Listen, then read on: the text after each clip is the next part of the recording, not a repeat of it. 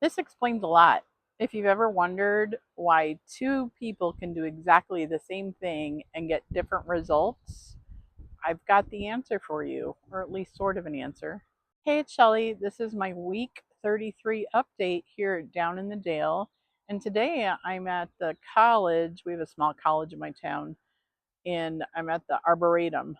So the leaves are just starting to bud on the trees.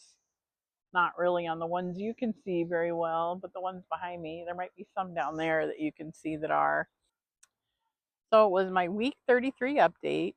I started this journey on August 24th, 2025, on 2.5 milligrams of Manjaro as a type 2 diabetic.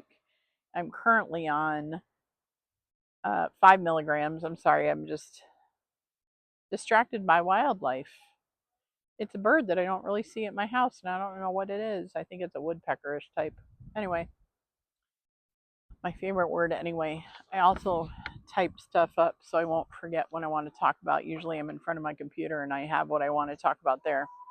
But so I am currently on 5 milligrams. I am going to take my 34th shot this week, tonight, as a matter of fact.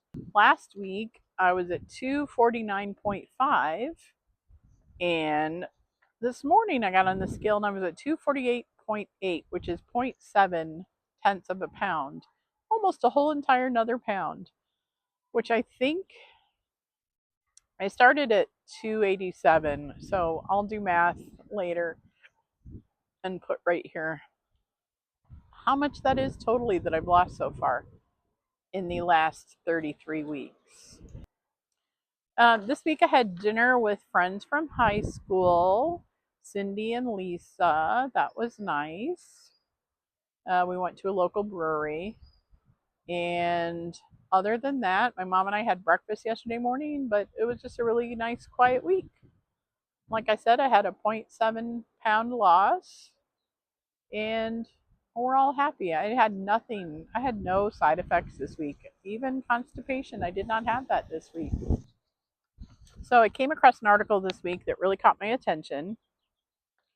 It helps explain something that a lot of us has probably felt at some point in our journeys. Why does weight loss work great for some people and not for others? Some people just seem to be stagnant. Nothing's happening. The article was in the article gets into how genetics can actually influence how your body responds to things like diet, metabolism, and even medications like GLP-1s. And it doesn't mean that you can't lose weight, but it does mean that your body might not respond the exact same way as someone else's, which is so true.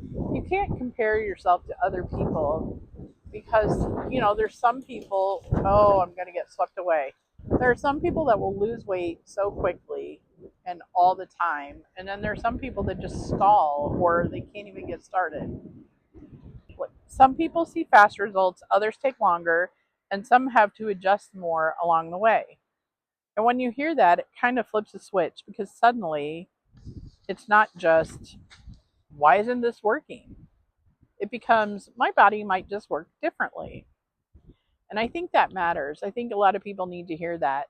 Everybody is different because it takes some of the frustration and honestly some of the blame out of the process.